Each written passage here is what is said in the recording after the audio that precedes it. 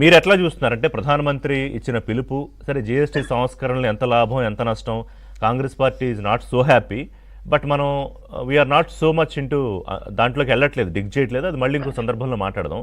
But ఆత్మ నిర్భర భారత్ ఇవాళ తీసుకొచ్చిన పదం కాదు, ఇవాళ ఇన్ఫ్యూజ్ చేయాలనుకుంటున్న ఎమోషన్ కాదు, 5 ఏళ్ల క్రితమే వచ్చింది. కానీ మీరే చెప్పాలి ఎంత స్థాయిలో ఉంది, ఎంత నిర్దిష్టంగా అది ప్రభావితం చేయగలుగుతుంది అనేది. మన స్వాతంత్ర ఉద్యమమే స్వదేశీ ఉద్యమం చెప్పాలంటే. కాబట్టి ఆనాడే మహాత్మా గాంధీ విదేశీ వస్త్ర బహిష్కరణ, విదేశీ వస్తు బహిష్కరణ, తర్వాత ఈ ఖాదీ ఉద్యమం, ఇవన్నీ మన స్వాతంత్ర ఉద్యమమే ఆ స్ఫూర్తితో వచ్చింది. కాబట్టి అది మంచిదే. తర్వాత ప్రస్తుతం వచ్చేసి ప్రపంచవ్యాప్తంగా వివిధ దేశాల్లో ఈ లోకల్ నాన్ లోకల్ ఫీలింగ్ అనేది బాగా వస్తా ఉంది. అది అమెరికా కానీ, కెనడా కానీ, ఇంగ్లాండ్ కానీ, ఆస్ట్రేలియా కానీ, కాబట్టి అనేక దేశాల్లో ఈ ఫీలింగ్ వస్తా ఉంది. కాబట్టి డెఫినెట్ గా వచ్చేసి ఇది ఇప్పటికైనా అవసరం ఇది. కానీ అట్ ది సేమ్ టైం ఇక్కడ స్వదేశీ ముద్దు విదేశీ వద్దు అనే వరకు బాగానే ఉంటుంది.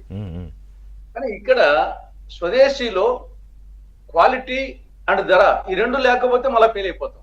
ఉత్పాదకత సామర్థ్యం పెంచకుంటే పోటీ ప్రపంచంలో మనం ఎంత వద్దనుకున్నా కానీ వస్తాయి. ఈ పోటీ ప్రపంచంలో నిలదొక్కుకోవాలంటే మనము స్వదేశీ భావనతో పాటు మన యొక్క ప్రోడక్ట్స్ వచ్చేసి సర్వీసెస్ కానీ లేకుంటే ప్రోడక్ట్స్ కానీ క్వాలిటీలోను, తర్వాత ధర విషయంలో వచ్చేసి పోటీ పడే స్థాయిలో ఉండాలి. కాబట్టి ఉత్పాదకత సామర్థ్యాన్ని పెంచాల్సిన అవసరం ఉంది. అది ఒక యాంగిల్. తర్వాత నాకు దానికంటే ముందు మన రాష్ట్రం వరకు ఈ స్వభాషా ఉద్యమం రావాల్సిన అవసరం అవసరం అనిపిస్తా ఉంది. ఇక్కడ మన రాష్ట్రంలో తెలుగు వద్దు, ఇంగ్లీషు ముద్దు, అమ్మ వద్దు, మమ్మీ ముద్దు, నాన్న వద్దు, డాడీ ముద్దు అనే ఒక సంస్కృతి విపరీతం అయిపోయి ఆఖరి ఇప్పుడు 10th క్లాస్ ఎగ్జామ్స్ వచ్చేసి మొత్తం ఇంగ్లీష్ లో రాస్తున్నారు. మనం వచ్చేసి ఈ సంవత్సరం నుండి మొత్తం అంటే మనం వచ్చేసి ఏ విధంగా స్వదేశీ అంటున్నామో ఇక్కడ స్వరాష్ట్ర అనేది కూడా స్వరాష్ట్రానికి వచ్చేసి స్వభాష అనేది మాతృభాష, మిగతా భాషలు నేర్చుకోవడం మంచిదే, కానీ మొత్తం మాతృభాషే వద్దు అనే స్థాయికి పోయింది. కాబట్టి అది కూడా మన రాష్ట్రానికి సంబంధించి అది అడిషనల్ ఐటమ్ గా రావాల్సిన అవసరం ఉంది. మనము ప్రాచీన భారతం తీసుకుంటే త్రేతాయుగంలో ఆ రోజుల్లోనే వచ్చేసి పుష్పక విమానాన్ని కనుగొన్న చరిత్ర ఉంది. ఆ రోజుల్లోనే రామరావణ యుద్ధంలో ఇప్పుడు వాడే మిసైల్స్ ఆ రోజే వాడిన నేపథ్యం ఉంది. సరే అది ఏమనుకోవచ్చు, ఒక ఏదో లేకుంటే ఆ విధంగా రాదు కదా.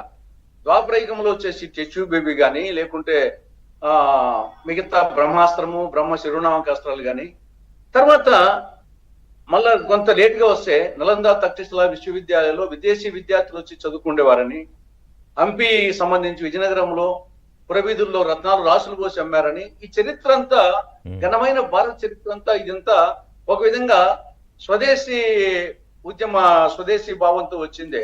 కానీ తర్వాత వచ్చేసి దాదాపు 800 సంవత్సరాల పాటు బానిస జీవితంలో కొంత ఇవన్నీ మనకి పోయినాయి. కానీ డెఫినెట్ గా ఇది ఇప్పటికైనా అవసరమే.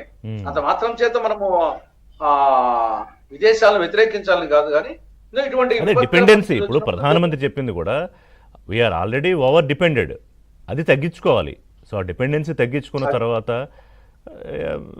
కొంత సరే మరీ రివర్స్ అయిపోతుందన్నంత ఇప్పుడు అనుకోకపోయినా కూడా ఇప్పుడు మైక్రోసాఫ్ట్కి వెళ్ళాలో, గూగుల్కి వెళ్ళాలి, యాపిల్కి వెళ్ళాలో, లేకపోతే ఇంకో కంపెనీ, అలాంటిదే ఇప్పుడు ప్రధానమంత్రి అన్నది ఏంటంటే అలాంటి ఒక ఇన్నోవేటివ్ థాట్, అలాంటి ఒక బ్రహ్మాండమైన అద్భుతమైన ఆలోచన ఇక్కడ మనం చేయలేకపోతున్నామా, లేకపోతే ఏంటి ఆ గ్యాప్ ఎక్కడుందనేది?